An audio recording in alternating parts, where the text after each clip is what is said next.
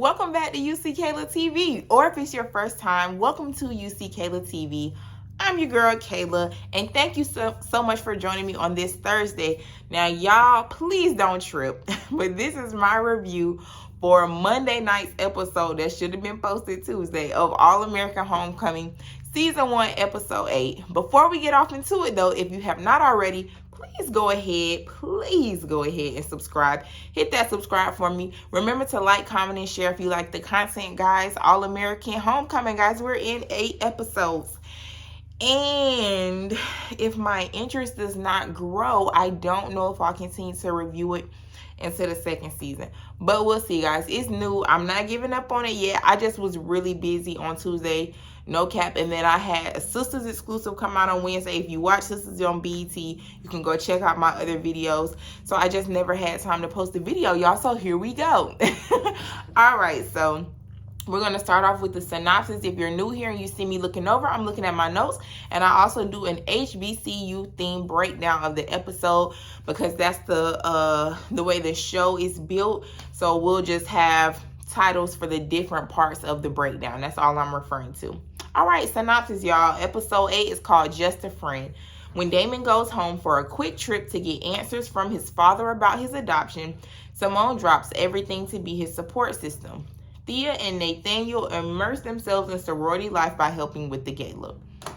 Very good synopsis, y'all. So let's get into it. So the sorority that Thea and Nathaniel are interested in is called PKZ. Psi Kappa Zeta is not real. It's a fictional sorority. They're having an auction and a gala, and Nate is interested, so they kind of, do some volunteer work for them. And then Keisha is also choreographing the dance at the gala, so everybody's kind of involved. In addition to the guys, but we'll get into that later. JR tells Coach Turner that he wants to rejoin the baseball team, but Coach Turner tells him he needs to get the team's approval first, because y'all know Coach Turner is all about the guys working together and being more than just teammates, being like family on the team. Oh, I'm sorry, guys. This is the pregame. I forgot to say that. The topics that kicks off the episode. All right. Simone and Damon visit his home in Chicago so he can speak with his dad about the adoption because his mom told him his dad was having a good day. Damon's father has early onset Alzheimer's, and Damon's mom has a rule, just like, don't make him upset because then he can't be productive. And unfortunately, Damon did make his father upset, and his dad ended up kind of like spiraling and started calling him George, who was his deceased younger brother, and Damon didn't get any answers. Amara is under heat for the misedited video from her women's summit or women's conference that she had a couple episodes ago, and she has to appear before the university's board. And Cam has been running from his singing abilities and skills to focus and keep hold on his football dreams. So we'll see how that goes. All right, guys, let's get into the tailgate topics or the big topics during the show. So Nate feels good when members of PKZ show interest in him.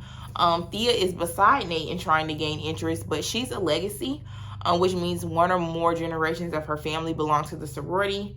And Nate gets Damon to agree to being a bachelor in the sorority auction and attempts to make himself more appealing to them because they had a bachelor to drop out. So Nate's really just trying to throw his hat in the ring. And Amara had her board meeting and was able to prove that she didn't say the edited comments in that way, but she's still worried about facing disciplinary action for the event, for having the unauthorized event.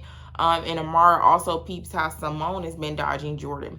And guys, when it comes to Nate, y'all can let me know in the comments. I've never heard Nate say that he wanted to be referred to as she or her, because I'm not trying to be offensive. While I'm thinking about this, about his pronouns, his or her pronouns, I think he does go by him still, even though he dresses feminine. So, but y'all can let me know in the comments because I'm not here to offend. Next up, Keisha gives Simone a tip on how to get a job with the catering department, and Simone actually gets the job, so go Keisha. And the baseball team, lastly, is not trying to forgive JR and have him back on the team that easy.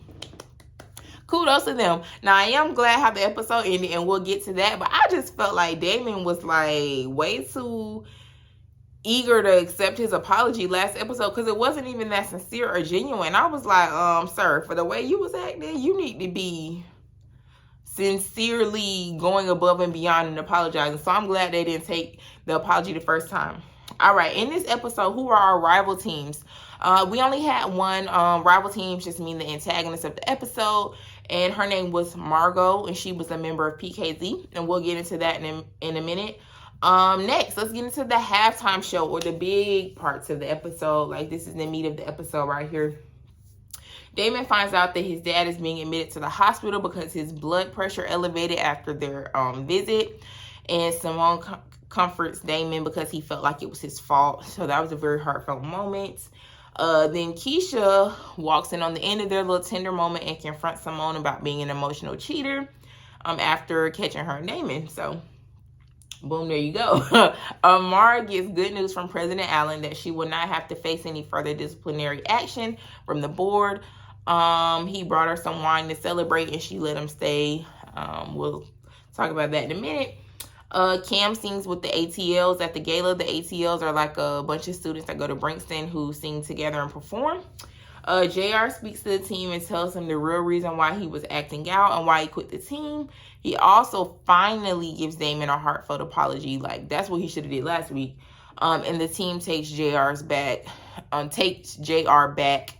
with the support of Damon. Like, hey, we're brothers, we're all brothers. Nate overhears two of the PKZs talking, and the girl Margot, who I mentioned as an antagonist earlier, a rival team, said that the sorority could use an LGBTQ plus member to meet a quota or optic or whatever.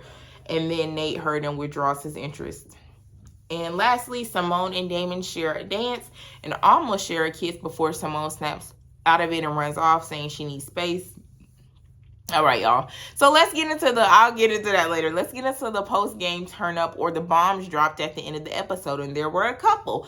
We have Thea and Nate, who have a close moment. And one of the PKZs come and apologize for Margot's comment, like they're not all like that. But Thea and Nate kind of just, like, this is the sisterhood that we need, not external validation. Cam decides to sing again and join the ATLs, much after being pushed by this new girl, Gabrielle. And he says he's going to hang out with her instead of Keisha, and she's his new friend. I'm going to talk about that in a second. Damon speaks to his dad on FaceTime. He doesn't get much he doesn't get much info, but he does get a name, Celine. And Damon's like Celine Raymond, JR's mom, but his dad, loses it again, and he stops talking on task. Damon goes over to Simone's dorm room, but he overhears Simone on the phone talking to Jordan, saying she loves him, and he doesn't knock or anything, and he goes back to his room. And then lastly, Amara and President Allen are sitting at the table in her house together, drinking their wine and celebrating the good news they just got. And then a mugshot is circulating online of her, and they both get it to their phones. And she says it's real. So I'm pretty sure that's going to be a big issue in next week's episode. So I'll give my opinion on the episode. I enjoyed the episode. I just feel like the drama is going to continue to heighten from here. I really feel like somebody is out to get Amara. That's obviously apparent by now, and I just want to know who, and I cannot wait to see how this plays out. As far as Simone, I really want Simone and Jordan to go ahead and break up. Now, hear me out why I'm saying this. I feel like Keisha is right. Emotional cheating is just as bad as cheating. It's actually worse for a lot of women. I'm not going to say all women, but for a lot of women, because a lot of women are more emotional. So once we make that emotional connection, we're invested. So it's not like Damon is just a one-night stand. Like, she is building something with Damon. They need to go ahead and break up. Jordan is a rising football star. He don't need to be held down by a girl that can't be faithful to him across the way. And if you watch All American, because remember, this is a spinoff show, we've had no indication that Jordan is being unfaithful to Simone over at Golden Angeles University. So this ain't right. And I like Simone, but let's not pretend like, now Simone has grown on me, but let's not pretend like her and Jordan's relationship started with her lying and being selfish with Jordan when she got pregnant I can't remember her real child's father's name, but tried to pin the baby on Jordan knowing it wasn't his baby. That's how their relationship started, because they weren't like a serious thing. So, sis, don't go back to your old ways. Love Jordan enough to let him go. Even if you don't end up with Damon, obviously you and Jordan are drifting apart. Love him enough to let him go, and y'all might come back to each other. That happens. If it's meant to be, it'll be. But anyway, that's my opinion. Also, go Thea. Baby, Thea is learning how to be a friend. She started out, I thought Thea was going to be an antagonist. Then I couldn't really tell. Then I'm like, okay, good. She's cool with Simone. Then she's cool with the gang. Now Thea is just cool. Good job, Thea. I'm here for it. I'm here for Thea, okay? Cam. That's what I was about to say, child. Cam is going to kick it with Gabrielle. What is kicking it? Now, Keisha, I know that ain't your man, but y'all was heading down that path, and he wanted to be your man. So if you still want him to be your man, you might need to speed up the work you're doing on yourself. But I feel like Keisha and Cam have shared enough that he will ride with her while she's working through some things. All I'm saying is you think long, you think wrong. And if Gabrielle gets in there and they connect over music and stuff like that, you might miss out on your man. That's all I'm saying. But anyway, that's my opinion on the episodes and on the episode and the topics in the episode, guys. Please let me know what you thought of the episode down in the comments. What you're excited to see next. Just your opinion. You got to talk back to me. That's how I know you're watching. And I really appreciate you all for being here. I'm so sorry it's late and I got busy. I was supposed to be posting my Throwback Thursday video today, but we might be having a Flashback Friday tomorrow because your girl is running out of time. I'm just getting more increasingly busy, and I got to do this, y'all, as I have time to do it. But thank you so much for riding with me. Thank you to all my subscribers. If this is your second or third or fourth time here and you have not subscribed, go ahead and hit that subscribe button for me, and I'll see y'all again next week. Have a great weekend, y'all.